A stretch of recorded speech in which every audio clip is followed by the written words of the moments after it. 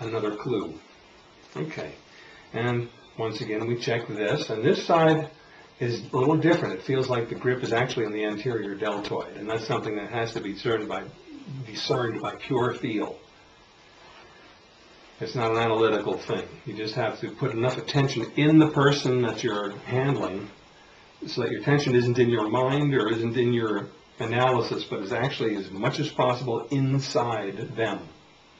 And that you do that by placing your attention there and holding it there while you do the action. And there's something here that also connects to her neck exactly right there. I can feel it. It's hard here. Mm-hmm.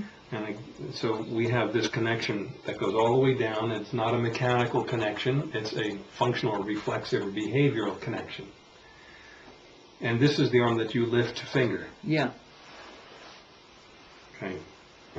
Now, the one more thing I want to show you. But when she just did that action, do that again. Do what you just did. I go up and down. Yeah, and yeah. like So this is the deltoid, and over here is the pec, right? Mm-hmm. The two. That's right. That's I'm just right. saying the two actions are the two where she's, where you're seeing it. The Yeah. actions that she's doing is showing you exactly where he was finding the tension. Mm-hmm. Exactly. Mm-hmm. This is known as occupational hazard, repetitive use conditioning. Right. It doesn't constitute an injury, but it's obviously a readiness to move and thereby contract in particular ways.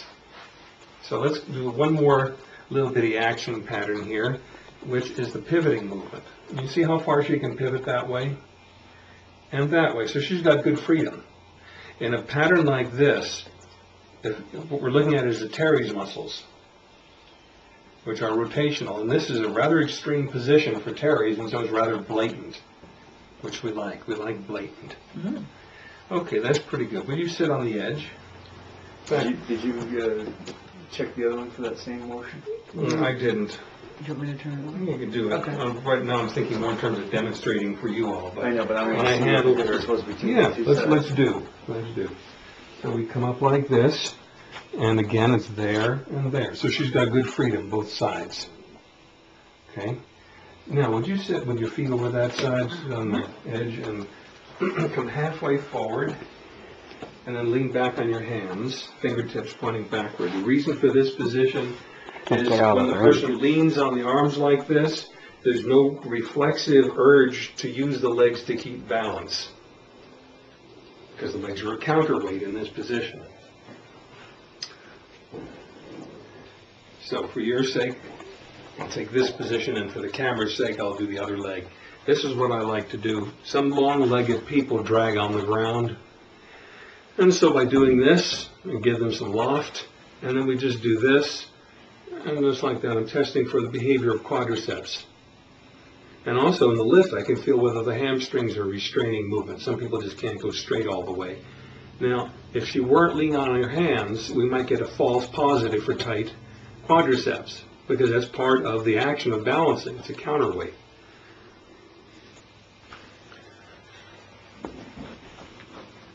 I like to call this the hand. Here comes the hand. Okay, so there we Is go. that from the Munsters? from the Addams family. Oh, right, the Addams family. That's it. That's it. That's right. All right.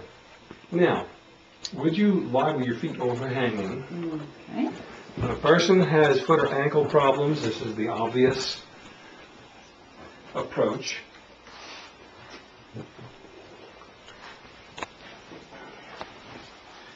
First thing, would you make foot circles?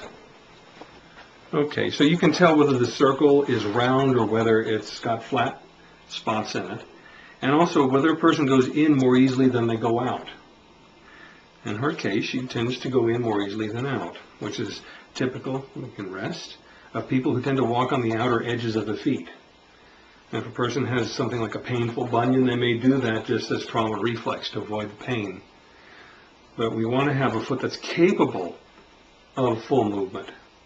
And if a person is bound up that particular way, we do want to get them free in that area because it has a lot to do with balance.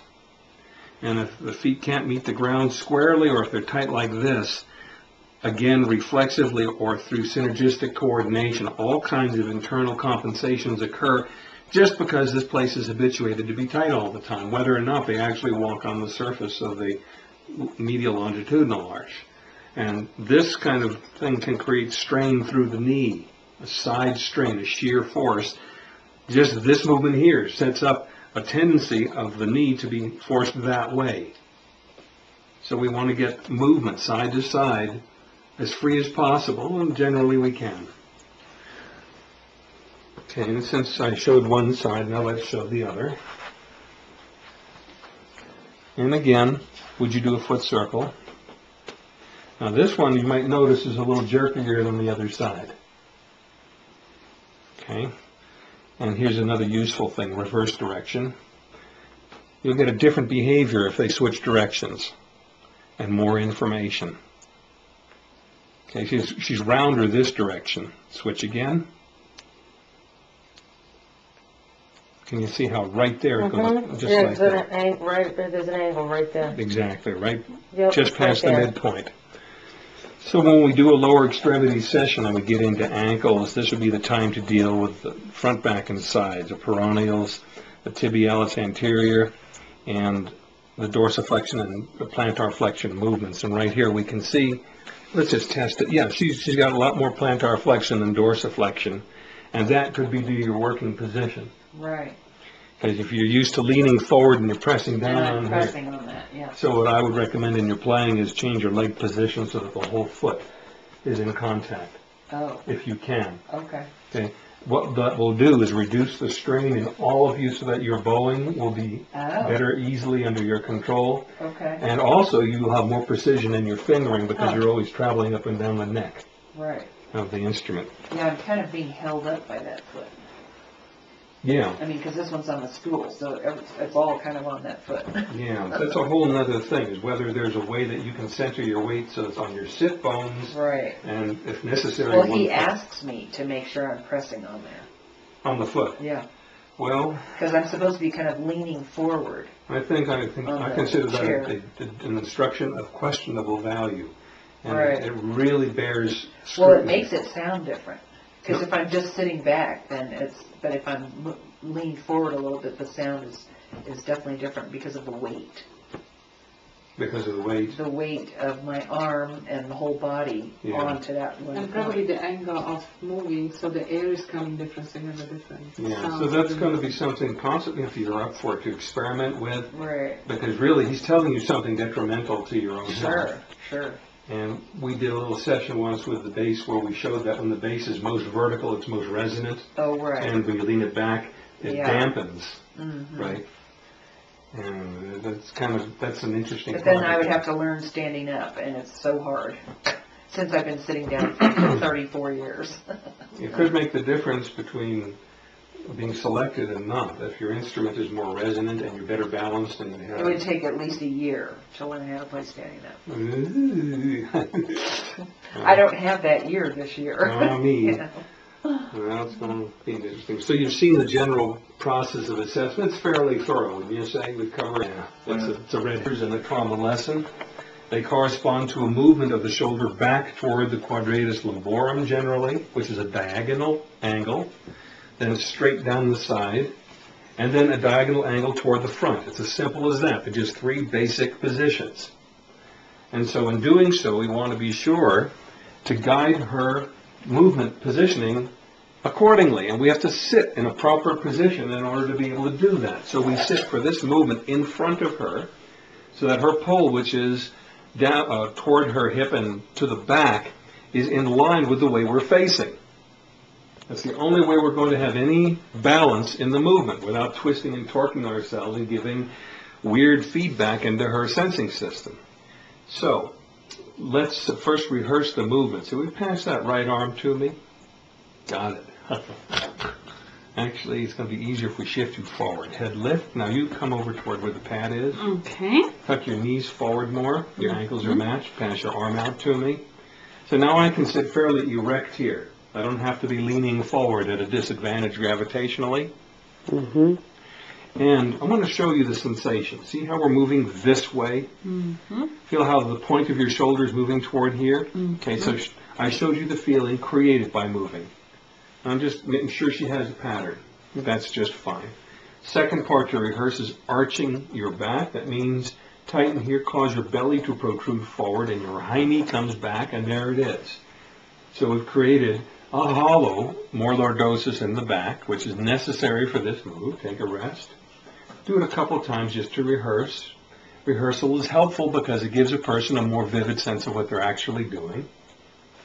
Now my hand hold is right here on top of the iliac crest. It's very solid, very fitted in there, and very secure. So now, arch your back and hold and pull the shoulder toward the hollow, and there we are. So I've got a pull with one arm and a push in the other, and I'm very centered here. Okay, and then very slowly let the arm get longer, and let the hips move as they will, and there the hip goes. See that? Look at that. Okay, so that was basic rudimentary move. Now what can make this move very much more potent is if we have the person aim into the most contracted place in the low back. And the way we do that is like this. You're going to regulate how much arch you have in your back. First, form the arch all the way, pull this, and now holding that, adjust the amount of back arch so that you feel it most keenly in your low back. So she's flattening the back a little, and then she may go the other way to locate the angle from the other direction. And now she can find the most crucial position. You get a lot more done with less effort if you aim precisely. And you pull. Can you feel it in that low back there? I guess. Well, if you're guessing, the answer is no. So play with arching and flattening your back while pulling, and find a sensation that's most vivid in your low back. Define vivid. More than other positions. Well, it feels okay in all the In different all the positions, yeah. You didn't really need to maneuver that much. Okay, so a little less effort, and now more. There's your quick return. More. No, more is more effort. That's it. And very slowly ease off so that your whole side gets longer. Okay, and just like that. Okay, now, one more thing we can do to make this move more potent. Form the back arch, and I'm choking up on the bat here because she's lengthened.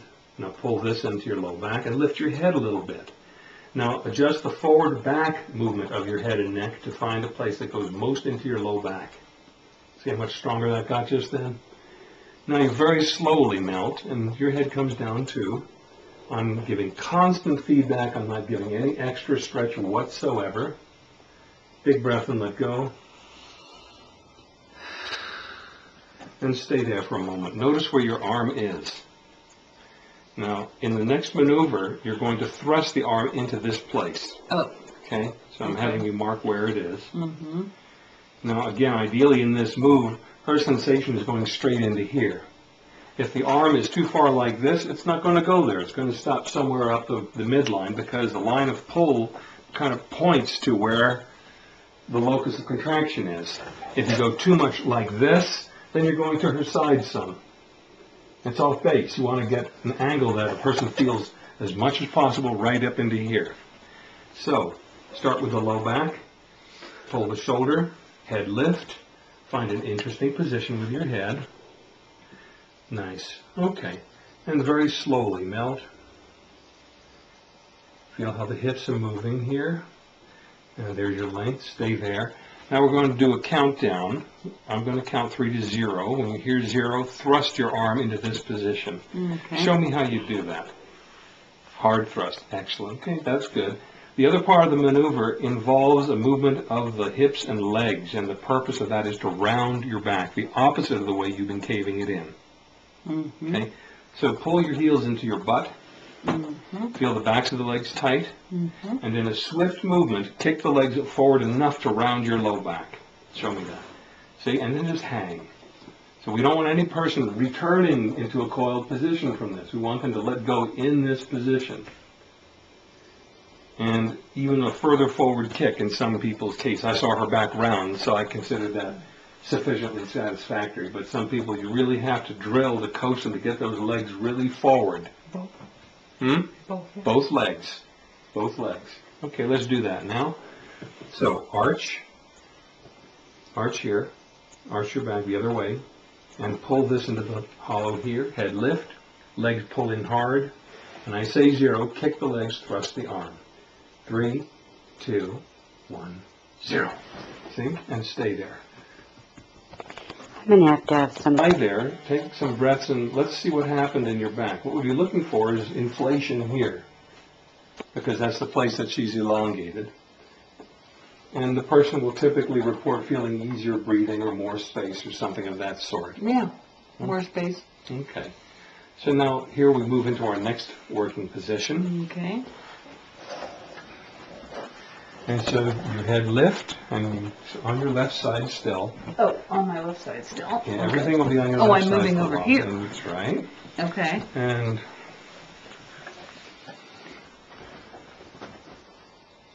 I'm going to be editing this like crazy. I can afford to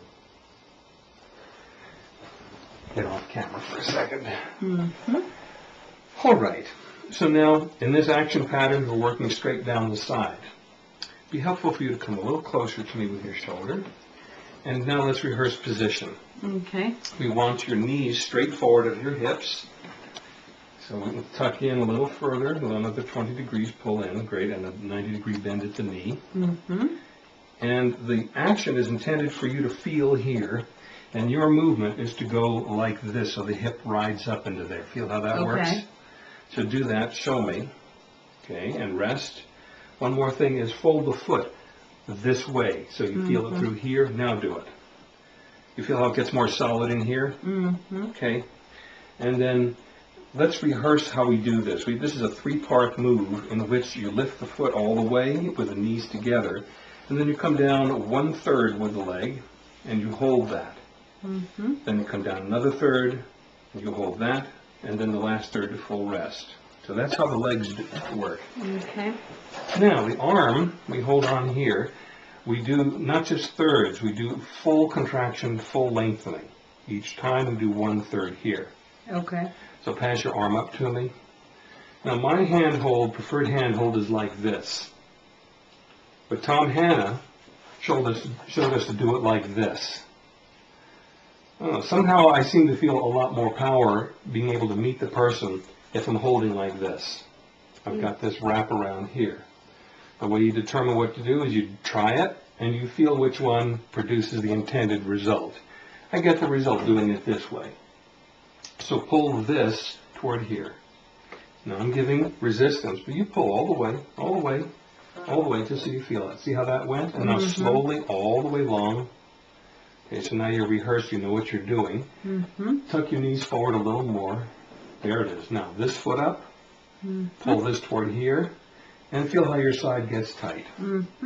Okay, now reach with the arms slowly to full length, the leg down the 1/3. Nice. Leave the leg, pull this to here, hold, slowly melt, foot come down another 1/3. Okay, and one more pull.